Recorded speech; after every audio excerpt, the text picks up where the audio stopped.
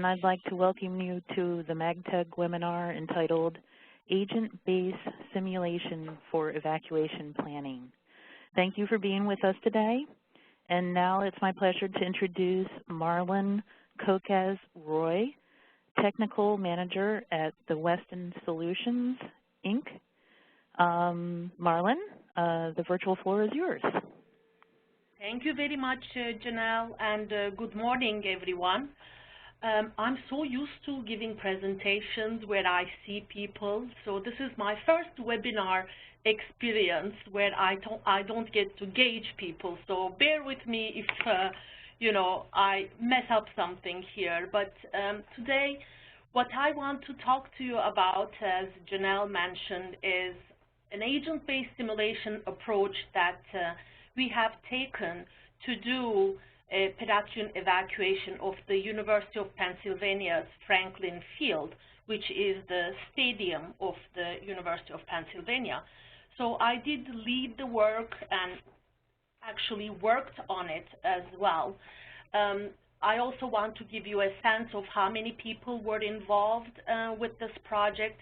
We had multiple faculty directors that were kind of giving the expert input, and I worked with 2 analysts running the simulations throughout the project. So today the agenda that I'm going to follow is, first, I'm going to give you an understanding of the need and assessing what needed to be done, where all this gets started. And then I'm going to let you know about the research we did and how we ended up selecting SimWalk. And I will introduce you to SimWalk and what SimWalk is and get into the agent-based simulation process. I will walk you through the process, implementation, and results. So to get started here, I just want to tell you that initially the police department approached us, and they said that they would like to use GIS to be more prepared for big events in the stadium at the University of Pennsylvania. When I'm talking about big events, I'm talking about the graduation, I'm talking about Penn relays, which, if you're not familiar with those events, we are looking at a capacity of 12 to 25,000 people. The current capacity of the stadium is about 52,000 people. So that's where, we initially got approached, and they wanted to specifically be more prepared for the relays and the commencement, and they wanted us to utilize GIS. So then we thought about the whole process, and we defined 4 alternative approaches. One was to do a raster model of the environment and the components of it. The other was a transportation model where we would utilize something like ArcGIS Network Analyst. The other one was a computational fluid dynamics model. And the last one that we defined that we thought would be most appropriate was an agent-based simulation approach. And that's what we defined after, going through the pros and cons of each model. So then the question was, there are a bunch of different alternative solutions that are out there. Which one do we choose, and how do we move forward to? So we looked briefly into different alternatives of software providers. So there are plenty more to this list, obviously, but just to give you a snapshot here. And after looking at them, we decided with SimWalk, and at that time they were really giving a very, very big price cut for us. That was one of the reasons, and they had a very user-friendly GUI for us to interact with it. So that's why we decided to go with SimWalk. Just to introduce you really quickly to SimWalk, as you can see on the screen, it's a pedestrian simulation software for urban planning, evacuation, events, and traffic management. I must say that pedestrian evacuation is a practice that is so much more common and widely used in Europe and Asia versus the US, but it is becoming more and more important and significant in the last several years in the US. The tool is used for pedestrian flow analysis and management. You can do multiple different things with it. You can do density and bottleneck analysis, facility efficiency, safety evaluation, or general operational analysis. So at the end of the day, it's a decision-making tool, and it is there to improve sustainability of the interaction between the pedestrians that are out there on the roads and the environment. So from a purely making the model, the SimWalk work perspective, there are 4 steps that are associated with running the model. So step 1 is the import of simulation plan and environment. And I'm saying here import, but if you don't have the plans of your environment that you are, working with, you can always create it as well. The second step is to model creation and definition of your passengers, the types, and the agents.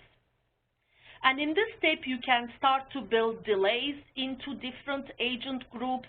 You can start to distinguish between, the speed of the persons that they're going to walk. Say, a person who is 18 years old will perhaps walk faster than a person who is 80 years old. And details at this step is being integrated into the model.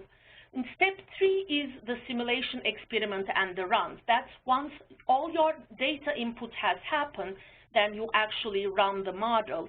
And step 4 is the analysis of the simulation results. So where we started was a very basic PDF of the plan of the stadium. So we reached out to the facility department and they gave us the plan. The plan was in PDF format. It needed a lot of cleanup, which we attempted to do, and we did clean up. But when you're importing a PDF into a SimWalk environment, then you need to be very cautious about what is it that you are importing and what is it that you want to take place as part of the simulation. Then we thought, maybe PDF is not a way to go, and we tried as a round 2 an Adobe Illustrator format. And that got us closer to our end result. So, and what I'm referring here as end result is the data input and acceptability in the data input from SimWalk's perspective. So that got us closer, but it wasn't really the best approach either. So then we quickly realized that we need to understand the environment that we are working with. So we need to understand the inside as well as the outside of the environment we are modeling. This is a quick inside view of the stadium, a snapshot where you can see the field and you can see lower and upper level seating sections of the field. I'm going to walk you through a bunch of different photos and images, and I'm not necessarily going to talk to all of them, but I want to give you a sense of what kind of environment it is that we worked and what are the things that we took into consideration when we did our modeling. So the next slide here is a north view of the outside of the stadium, where you can see the access point to the stadium. There is obviously more than one access point. This view here is more of a scale factor. That's one of the reasons why I had taken this photo. You can see a person and the pillar just behind the person, and the scale between the human versus the limitation, the size of the pillar. There are outside restrictions in the environment that you are designing, and inside restrictions to your environment. Because when you are putting in the agents, obviously agents cannot go through the pillar. They will need to walk around the pillar. So just looking very quickly to a few shots inside the stadium. Here you see stairs on the left, and that's also some limitations, not necessarily limitations, but some criteria that needs to be entered into the model. And on the right-hand side, you see multiple pillars as well as a fence along it. So say if this was a controlled evacuation run that we would do in this environment, the pillar as well as the railing creates barriers, so people will not jump, off those limits. So looking at the inside configuration, it has a very big effect on how you model your access points. Say there are multiple of these gates, and you're going to see it right here. So whether you keep that gate open or closed will have a very big effect on how your agents move through the environment, obviously. So just a few other snapshots here about the internal look of the stadium, just to give you a sense of what needed to be entered into the model. I just want to take a minute here to walk you very briefly about the setup. This was for Penn Relays. Penn Relays is an event that supports about 18,000 people. And we have done simulations for that, but today I'm going to show you the example of the commencement.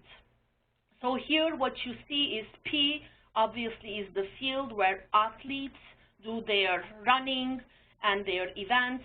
And we have multiple sections where people, guests who come to watch them, get to be seated, those being, South Stadium upper and lower level on the top right. On the left, you have East Stadium upper and lower, and on the below, you see the North Stadium lower and upper. So those are places where guests would sit throughout these events. It becomes really also important to make a note of the limits of your boundary, of the area you are modeling. For our purposes, when we did all these different simulation runs, we were not very concerned about expanding it outside of the stadium necessarily, but just to remove the agents, the people just out of the stadium.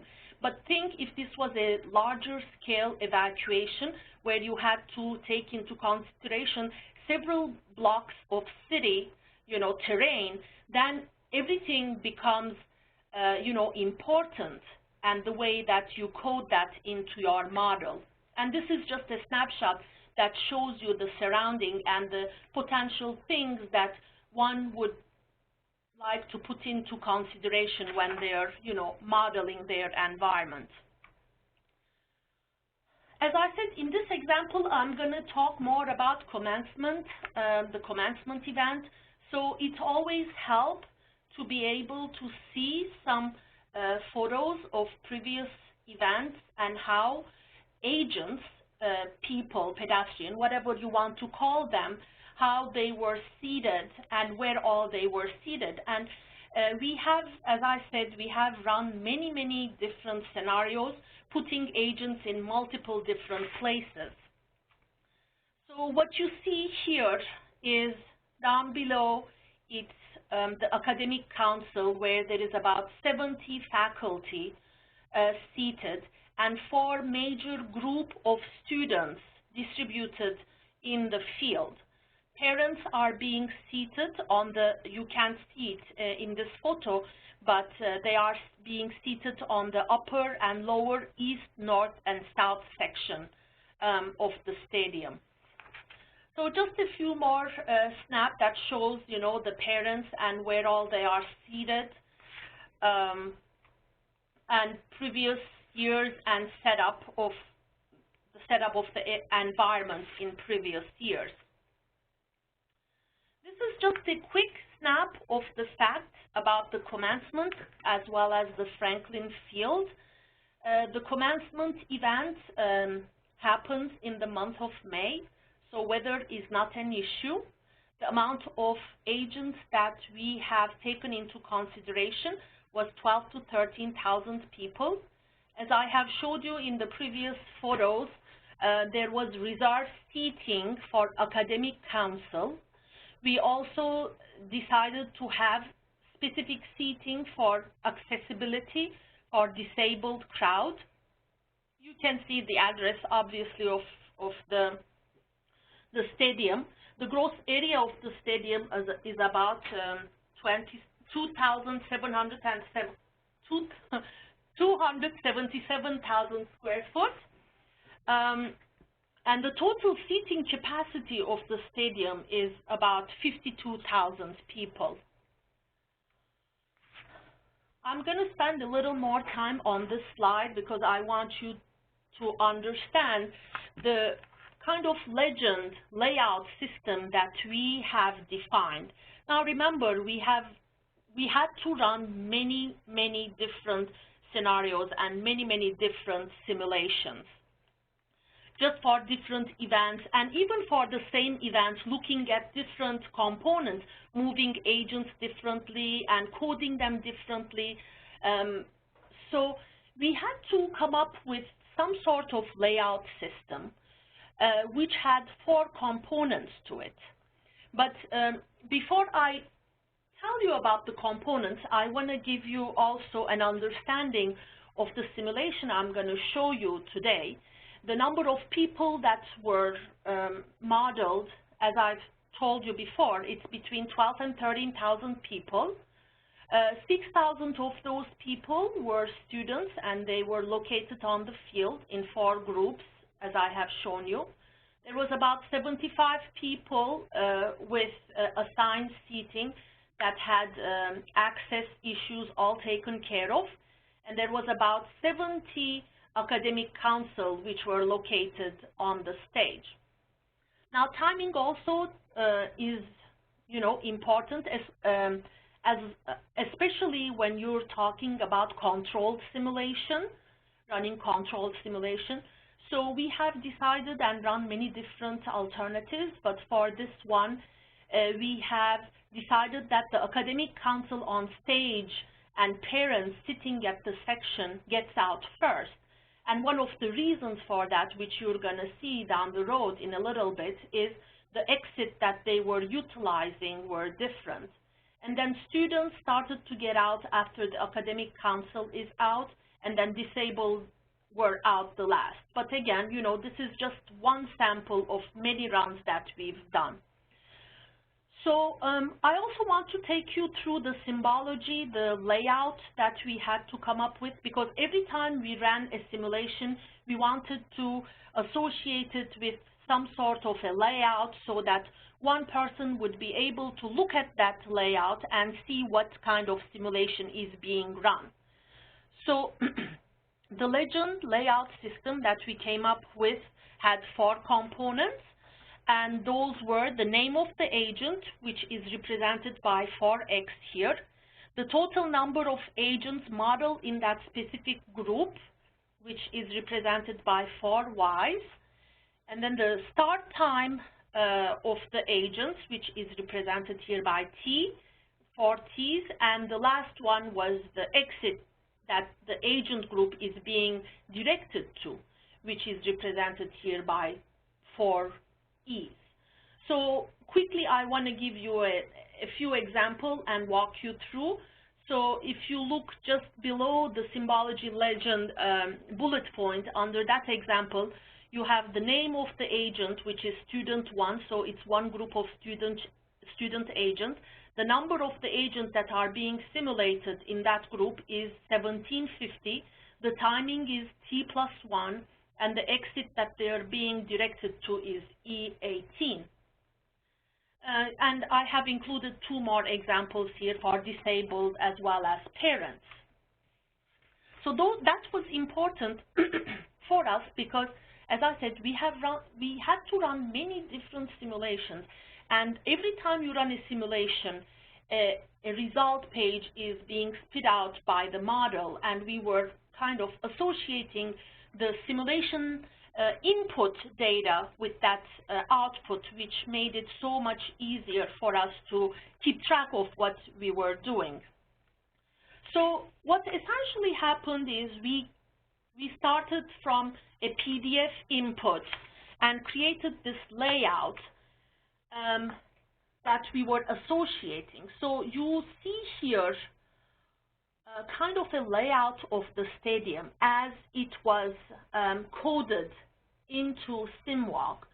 All the E's around the stadium are representing the exit, E1 through E18, and every little different color-coded agent group is following the previous layout that I walked you through, and it's giving you a snapshot of what is being done at any simulation that is run there. So we also had, as I said, run into multiple issues. Initially, we started with PDF. We converted the PDF into DXF because SimWalk would enable you to import DXF.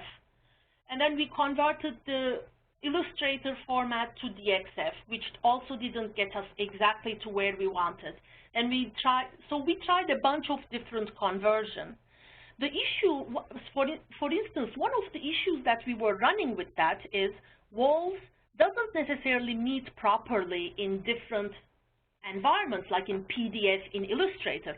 And when you are importing that file in SimWalk, what happens is your agents that you are building in starts to go through the walls.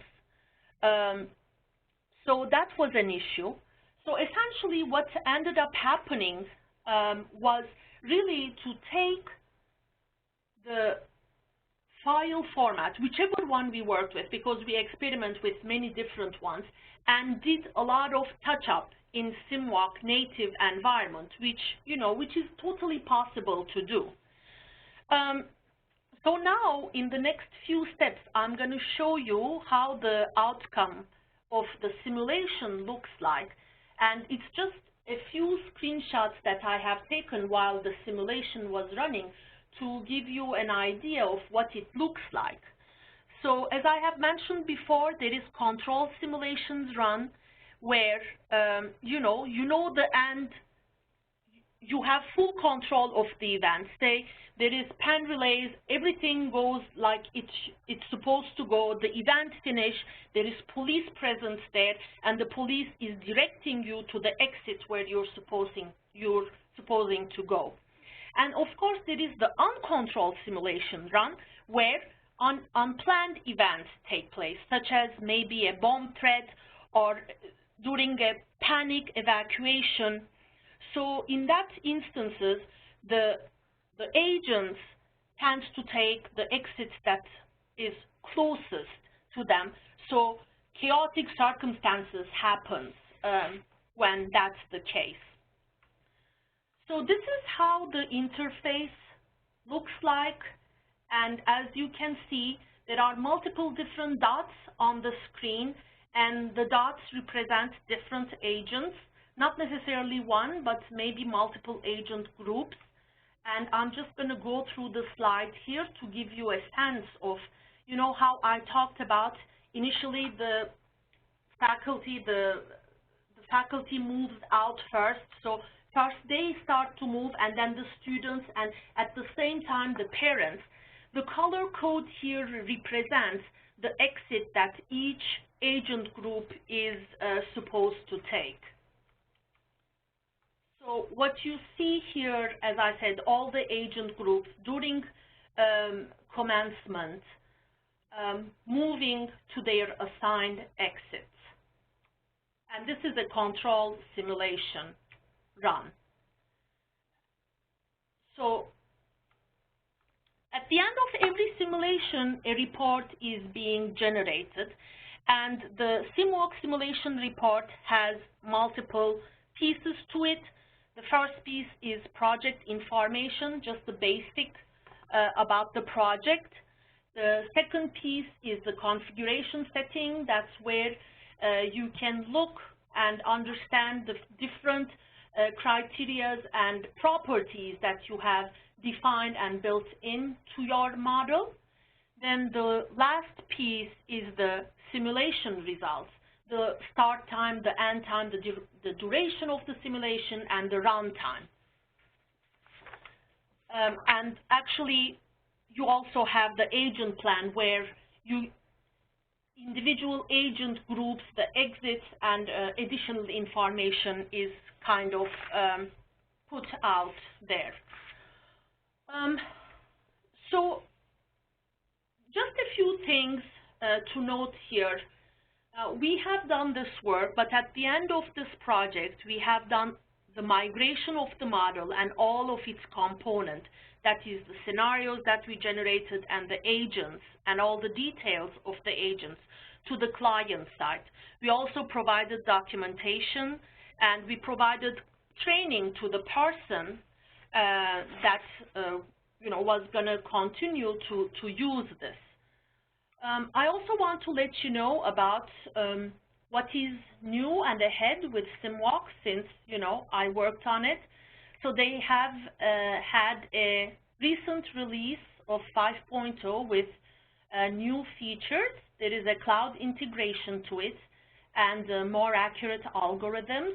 There is a renewed GUI interface, so it's much more user-friendly. I didn't work on it necessarily, but that's what I'm told, and that's how they advertise. But there is group modeling and other features, and they have put an emphasis on a 3D engine, which I'm going to bring up here and show you,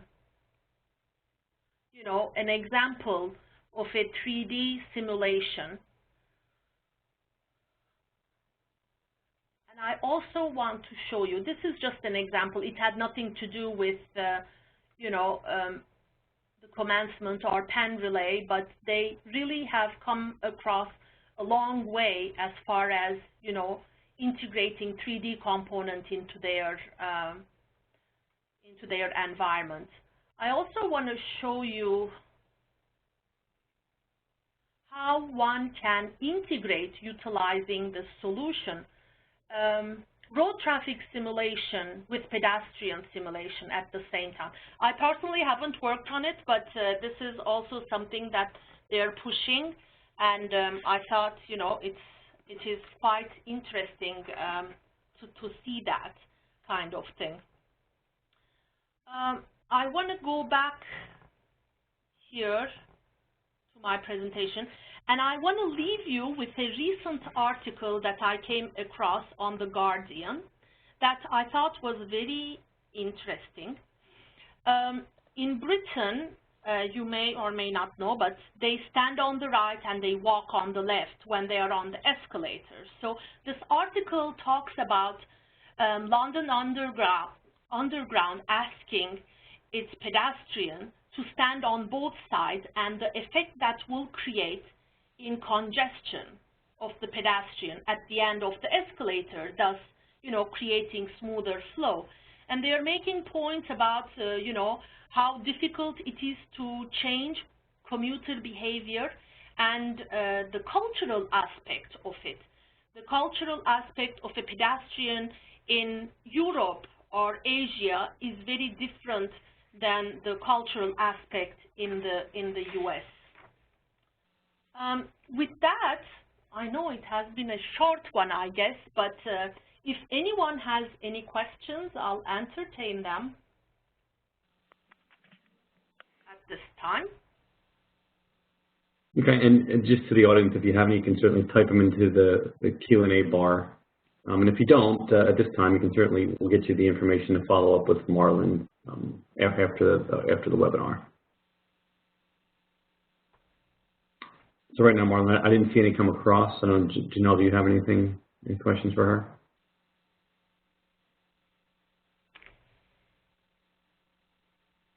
Okay. Wow. Okay. Well, You presented away. There was no questions left. Oh, sorry, Marlin. I do have one question for you. Yes. What do you think your biggest hurdle was? It seemed to be that you really need that sort of clean Yes. base map. I mean, it has to end up in DXF, but the idea is like fully snapped polygons for your areas, so they don't walk through walls. Is that correct? That is correct, and I must say that it was very much a learning experience for us. So yes, that was one of the biggest challenge, and as we were trying different alternatives to address, the issue, we finally decided, well, we bring in the basic building block of our environment, and we'll do the touch-up in SimWalk. Okay. Just due to all the different things, as you have mentioned and I've mentioned, walls not closing properly. And part of the issue also was that we couldn't find the native format of the environment. It was a PDF. Perhaps if we could get a handle on the CAD drawing, the original CAD drawing, things would have been different. And, Sure. as you are sitting down with your client and talking about, the simulation, things that you would never think of comes up, and you have to take all those into consideration. So foreseeing, all the potential that, may come up also was a challenge. But that's the beauty of this is, once you set up your environment is set, so you can go back and run multiple simulations at different, at different time frames. So that's kind of the yeah, actually, the one thing, that was another thing I was talking about, the time simulations, how were the decisions made, like, were they just talking about as quick as possible, or thinking that they needed to delay? Is that the T+1? Is that what that means, or? Yes, T+1, what all that means is, say, if your academic council is moving at time T, then you decide your students starts to move at T+1. Okay. And that is really applicable only for controlled evacuation, because when it's uncontrolled, when there is panic, then the timing becomes irrelevant, because people are in panic and they try to move to the closest exit, or whatever their thinking process is at that time. But I think one of the things that I was impressed the most about this, working with this model, and throughout my career I have worked with many different models like travel demand, all kinds of models, but actually a few years ago they had to run a drill during a commencement event where they had to evacuate the whole stadium, and the amount of time it took them to evacuate the stadium was about 15 minutes. Mm-hmm. We have run many different simulations, and the kind of time that we would get out was anywhere between 14 to 16 minutes, which to me shows, when the components and the ingredients of the model, are entered, the input is good, the output was quite impressive to see that we were right around the same time frame. Actually, a question did come in sort of following up with that. Does SimWalk allow you to add variables or make any sort of changes if the simulation is an uncontrolled or a panic evacuation? Yes, it does. Mm-hmm. Okay, so they have the idea that there's more confusion already sort of built into the numbers and the evacuations? Yes, you can build in pretty much anything you want, there is flexibility there for sure. Mm-hmm. Oh, great. So that's all already built into SimWalk and is available, so you don't have to really you don't have to be extra programming just to do sort of the crazy, the panic ensuing part of it. That's pretty cool. Someone will be sending you some other questions offline. I guess there's another model that University of Delaware is using. Yes. So I mean, there are so many models, that are out there that are being used. The majority of the market share right now for, agent-based simulation software is Legion. But yes, a lot of them are coming up, and there are also, open source versions of it as well. So. Okay. And Marlin, this is probably just a point of, you repeat yourself, but you said this model was handed over eventually to the client. I mean, is that? Yes. Is that something they're going to continue to modify, or is it? How would you see that process working? Yes. The idea was really for them to continue to model different events,